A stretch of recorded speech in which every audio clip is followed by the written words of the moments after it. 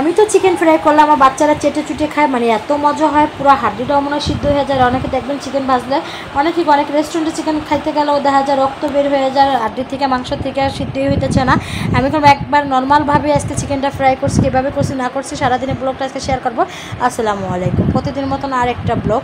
তো যাই হোক, সকাল সকাল আমি ঘুমে থেকে উঠা দেখেন আমি বারান্দায় আসি, কারণ বারান্দায় এসে আমার মন প্রাণ পুরো ভরে যায়। কারণ কয়েকদিন ধরে আমি বারান্দার নিশার একটু ছাড়তে পারি না, শুধু এই ফুলটার জন্য, কারণ গোলাপ ফুল আমার অনেক পছন্দের একটা ফুল।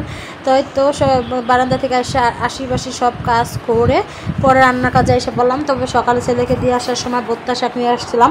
তো যেহেতু আমি এখন কিন্তু কাটা বাটা একটু কম দেখাই, কারণ হলো কি আমার যেহেতু ছোটো বেবি, আমি যতটুকু সম্ভব তাড়াতাড়ি করে কাটাকাটি করে পরে রান্না করতে আসি, পরে রান্নার কিছু ভিডিও দেখাই, কারণ অত সম্ভবই হয় না। কারণ ছেলেকে দুইবার নিয়ে আসতে হয়, দুইবার দিয়ে আসতে হয়, মোট 4 বার। মানে আমার হাজব্যান্ডও হেল্প করে, যখন আমার হাজব্যান্ডের সময় হয় তখন আমি যাই, আমার হাজব্যান্ড যখন সময় হয় না আমি যাই তখন। কারণ তার দোকানে কাস্টমার থাকলে পরে আমার ফোন দেয় যে যাই বাবুরা নিয়ে আসে, আবার আমিও ফোন দেয় যে বাবুরা কি আনতে যাবেন নাকি মাহাদি হাসান রে। তো যাই হোক, এমনি মিলাই জিলাই আমরা দুজন জামাই বউ এরকমই করি আমার ছেলে মাদ্রাসার দেওয়ার সময়। তো এদিকে আমি শাক রান্না করবো আর মিনি মাছ রান্না করবো, মটরশুঁটি আজকে নিয়ে আসছি। আজকে সবই তরতাজা শাকসবজি, কারণ শীতের দিন কম যত শাকসবজি খাওয়া যায় ততই কম আমার কাছে ভালো লাগে। কার কাছে কেমন লাগে বাট আমি জানি না, আমার কাছে অনেক ভালো লাগে।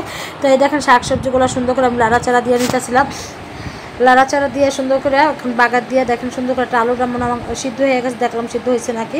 তো আমার শাকটাও হয়ে গেছে ফাইনালি। তো এখন আমি মাছটা বসাই দিব, মটরশুঁটি আর নতুন আলু দিয়ে মিনি মাছ রান্না করলে আমার কাছে ভালোই লাগে। আমি শীতে মনে 2-3 বার খেয়ে ফেলাইছি, কারণ শীতের সময় খালি যে কোনো জিনিসে যে কোনো একটা সিজন আসলে ওই সময় যদি না খাওয়া হয় তো এখন ভালো লাগে না। আর এদিকে আমার গাছের টমেটো, মানে রেসাকা চেরি ফলে একটা টমেটো আছে না টকটা, ওটা আমার কাছে তো গতকালকে আমি ভিডিও সিরা দেখাইছিলাম। ওই টমেটোগুলো আজকে মানে এটা ছিল বাসাতে, আমি ভাবলাম একটু দুপুরবেলা রোদ উঠছে তো একটু টমেটো খাই, ভালোই লাগতেছিলো। গাছের জিনিস যে কোনো জিনিসে খাইতে কারণ ভালোই লাগে, শীততেও ভালো লাগে, খাইতেও ভালো লাগে। আমি জানি না কার কাছে কেমন লাগে বাট আমার কাছে অনেক ভালো লাগে। তো মিনি মাছটা দিয়ে দিলাম, তরকারিটা হইতে মিনি মাছগুলো দিয়ে দিলাম। মিনি মাছটা দিয়ে একটু হালকা একটু লাড়াচাড়া দিয়ে দিতেছিলাম, লাড়াচাড়া দিয়ে পরে হয়ে গেলে পরে ধনে পাতা দিয়ে নামাই নিব। তো আমার মিনি মাছ তরকারিটা কম একবার হয়ে গেছে। তো হয়ে যাওয়ার পরে দেখে কি সুন্দর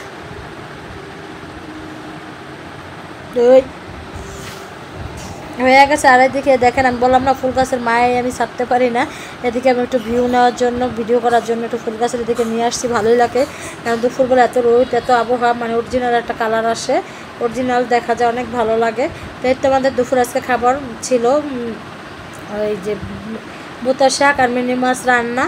আর এদিকে আমি একটু চিকেন ফ্রাই করবো। আর অনেকে দেখবেন চিকেন ফ্রাইটা এখন ভাজতে গেলে অনেক সময় রক্ত এসে পড়ে, আমি অনেকেই দেখছি, আমি অনেক রেস্টুরেন্টে খাইতে যাই এই অবস্থা দেখছি, অনেক সময় চিকেন ধুয়ে এসে পড়ছি।